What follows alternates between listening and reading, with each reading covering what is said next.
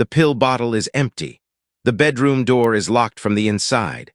And the woman lying on the floor of that Hollywood apartment was, just months before, the most glamorous face in American cinema. The coroner will call it an accident. A fractured toe, an overdose of antidepressants. Case closed. But her personal physician, the one man who had treated her for years, never gave a full public statement. He took something to his grave. What did he know that the official report couldn't explain? Dorothy Jean Dandridge came into the world in 1922 in Cleveland, Ohio, and the world wasted no time in being cruel to her. Her father was gone before she could form a memory of him. Cyril Dandridge walked out on the family when Dorothy was an infant, leaving her mother, Ruby, alone with two small girls and no income, no plan, and no safety net. Ruby was not a gentle replacement. She was an ambitious woman, talented, driven, and often cold. She pushed her daughters into performance before they were old enough to understand what performance meant. Dorothy and her sister Vivian were packaged as the Wonder Children, singing and dancing for church audiences across the South. There was no childhood waiting for Dorothy backstage. There was only the next show. But what happened inside that house was darker than any stage. Ruby's companion, a woman named Geneva Williams, who the girls were told to call Auntie Mama, lived with the family and helped raise them.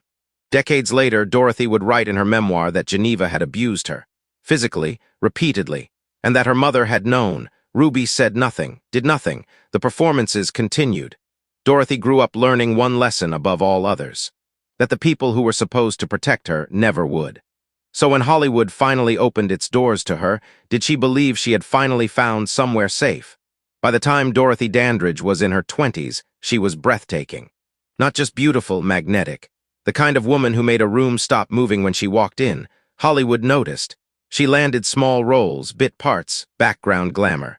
And she took every single one because she understood something clearly.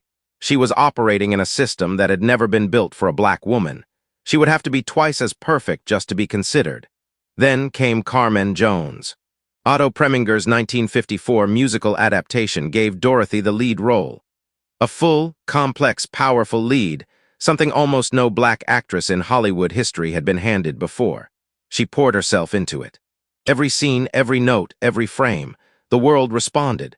Dorothy Dandridge became the first black woman nominated for the Academy Award for Best Actress. America put her face on magazine covers. She was glamorous, triumphant, historic. And then Hollywood had absolutely no idea what to do with her. The roles stopped coming. Studios admitted privately that they couldn't cast her opposite white leading men. Audiences in the South wouldn't accept it. Dorothy Dandridge, Oscar nominee, was considered too dangerous to star in a mainstream love story. She waited and waited. Then Otto Preminger came back into her life, and she believed again that things were turning. Preminger had directed her greatest triumph. He was powerful, connected, European in his sensibility. When he began a romantic relationship with Dorothy, she trusted him. He had seen her talent when no one else would. He kept the relationship secret. Preminger never once acknowledged her publicly as his partner. To Hollywood, she was his actress. In private, she was something else entirely. When the relationship ended, it left Dorothy quietly shattered, and further from the industry's center than she had ever been. There was one final attempt to rebuild. She married Jack Dennison in 1959, a Las Vegas nightclub manager who promised stability. A real life, something outside the brutal machinery of fame. Dennison systematically drained her finances. Every dollar she had earned, every cent she had saved, gone. When Dorothy finally left him, she was not just heartbroken.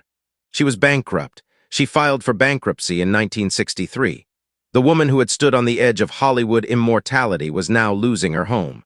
How does a woman fall that far, that fast, and was she really falling alone? To understand what happened to Dorothy Dandridge, you have to understand what America was in the 1950s and early 1960s. And you have to understand one name in particular, J. Edgar Hoover.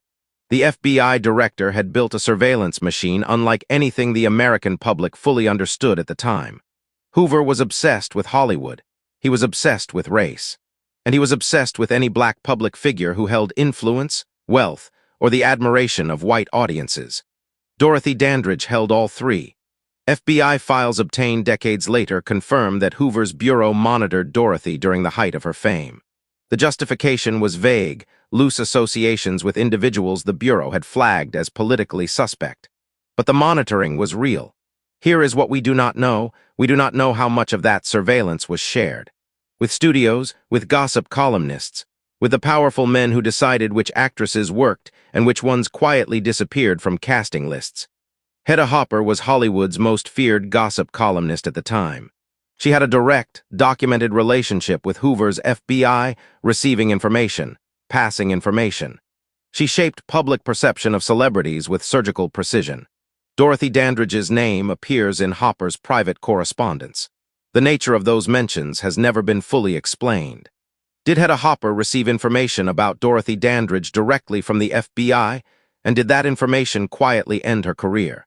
We move on, but that question doesn't close. There is another name that surfaces in this story, one that almost no documentary mentions: Dr. Frederick Fiel, Dorothy's personal physician for the final years of her life.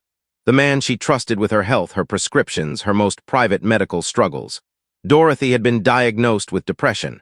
She was being treated with a tricyclic antidepressant, a drug that in high doses is lethal. Dr. Fiel was the one prescribing it. After her death, he gave no detailed public statement. He did not appear at the inquest in any substantial capacity. He outlived Dorothy by many years and never once spoke at length about her final months, what she told him, what she feared, what she asked him for. Physicians of that era were not legally required to disclose much, and Dr. Fiel disclosed almost nothing.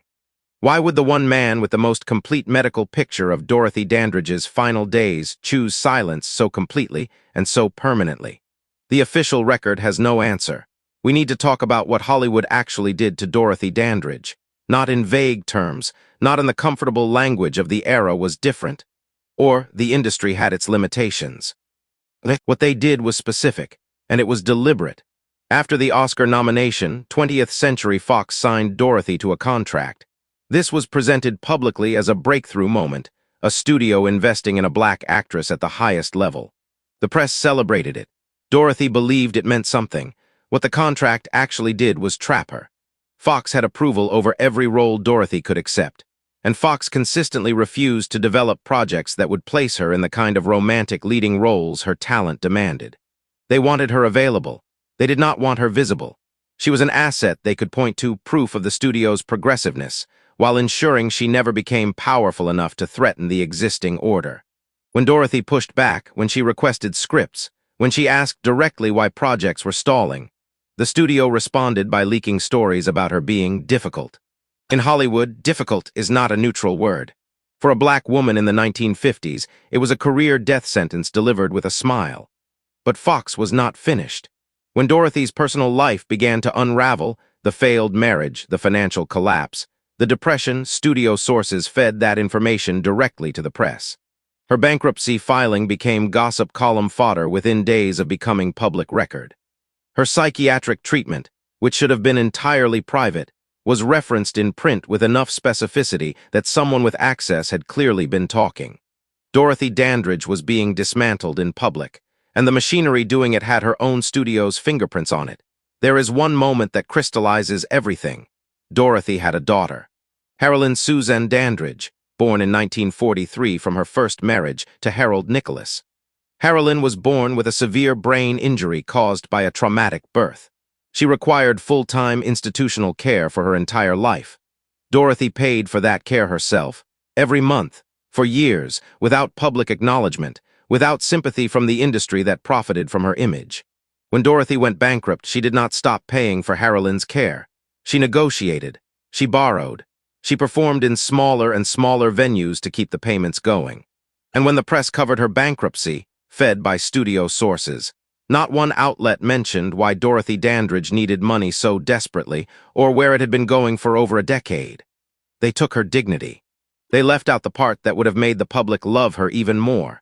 Because a sympathetic Dorothy Dandridge was useful to no one in power. You think you now understand what destroyed Dorothy Dandridge? A racist industry, a predatory husband, a surveillance state, a studio that weaponized her vulnerability against her, and you would be right about all of it. But there is another layer, one that almost no one talks about, one that changes the shape of this entire story. In her final months, Dorothy was not simply depressed and broke. She was rebuilding. This is the part that gets quietly omitted from most retellings. By the summer of 1965, Dorothy had signed a new contract. A nightclub engagement in New York. Real money. A genuine return. People close to her described a woman who had found something she had lost, not happiness exactly, but momentum. The specific energy of someone who has decided to survive. She was also working on her memoir, writing it herself, in her own words.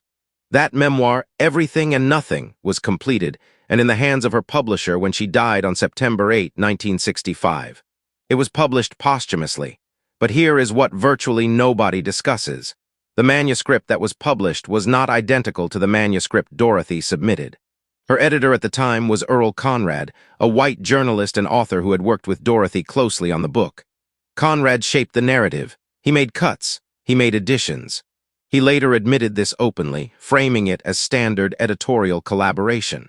But Dorothy is not alive to confirm what she actually wrote, and Earl Conrad is now dead.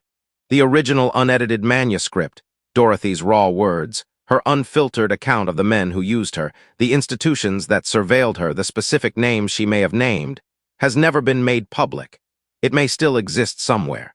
In an archive, in a private collection, in a box that someone at some point decided should not be opened. What did Dorothy Dandridge write in her own words that never made it to print? Did she name Preminger more specifically than the published version suggests? Did she describe her relationship with the studio in terms that would have been legally dangerous to publish? Did she write about Dr. Feel, about her prescriptions, about conversations she had with him in those final months? We do not know. Earl Conrad controlled the final shape of the only document in which Dorothy Dandridge spoke completely for herself. And the collaboration between a dying woman's raw testimony and her editor's editorial judgment happened entirely behind closed doors. There is one more detail that surfaces here. Small, almost dismissible, almost. Among Dorothy's closest friends in her final year was Bobby Short, the legendary cabaret singer who moved in the same performance circles and remained devoted to her memory long after her death. Short gave interviews about Dorothy for decades, warm, loving interviews, but people who knew both of them have noted quietly that Short was always careful, always precise. He spoke about what he witnessed. He did not speak about what he was told. There is a difference, and Bobby Short took that difference with him when he died in 2005. What had Dorothy confided to the people closest to her that none of them ever repeated in public? ACT 7, unresolved ending plus CTA. Final 2 minutes. On the morning of September 8, 1965, Dorothy Dandridge's manager Earl Mills broke down her bathroom door. She was on the floor, unresponsive. 42 years old. The Los Angeles County coroner ruled her death accidental. An epidural fracture of the right foot, a small bone break consistent with a minor injury, had led to a fat embolism. Combined with the antidepressant medication in her system, her body simply stopped. Accident. Case closed. Except the case has never felt closed, not to the people who knew her, not to the researchers who have spent decades inside this story. Here is what the evidence actually shows. The level of antidepressant found in Dorothy's system was significant, consistent with ingesting more than a standard dose. The coroner acknowledged this. He did not change his ruling. The bone fracture that supposedly triggered the fatal embolism was minor enough that most people walk on injuries like it for days without realizing anything is wrong. Medical professionals who have reviewed the case have questioned publicly whether that fracture alone could have produced the outcome described. And Dr. Feel, the man who prescribed the medication, the man who monitored her treatment, the man who knew exactly what therapeutic dose Dorothy had been prescribed and what an overdose would look like, never explained the gap between those two numbers. He was asked, he did not answer, and then he was gone. Earl Mills, her manager, never believed the official ruling. He said so openly and repeatedly until his own death. He believed Dorothy had taken her own life, not as an act of despair, but as an act of control. The one choice left to a woman who had been stripped of every other choice she ever tried to make. But Mills had no proof. He had grief. He had 40 years of guilt about whether he could have reached her sooner. And he had the image of that bathroom door, the one he broke down with his own hands, that he carried with him for the rest of his life. The unedited manuscript sits somewhere, unread by the public. The FBI files are partially declassified, but portions remain redacted. Blacked out lines in documents that are now 60 years old. Someone decided those lines still matter enough to hide. Hedda Hopper's private correspondence referencing Dorothy Dandridge has been seen by researchers. Its full contents have not been published. And heroine Susan Dandridge, Dorothy's daughter, the child she bankrupted herself to protect, the secret tenderness at the center of this entire story, lived in an institution for decades after her mother's death. She may still be alive today. She cannot speak to what her mother's life cost. She never could. Dorothy Dandridge stood on the edge of something no black woman in Hollywood had ever reached before. She was nominated for an Oscar in 1955. The next black woman to receive that nomination was Diahann Carroll in 2002. 47 years later, that gap is not an accident of talent. That gap is a policy. And Dorothy Dandridge paid for that policy with everything she had: her money, her privacy, her daughter's secret, her own words in a manuscript she never got to protect, and finally, on a bathroom floor in West Hollywood with her life. Whether that ending was chosen or engineered, the full truth may never be known. What we do know is this: she was more than what they allowed her to be. She was more than what they wrote about her. She was more than the tragedy they handed her and called a career. And she deserved someone to break down the door before it was too late. If this story moved you, if Dorothy Dandridge deserves to be more than a footnote, subscribe and hit the bell. Hundreds more stories like this are waiting for you. Women who were brilliant, who were buried, and who are still waiting to be found.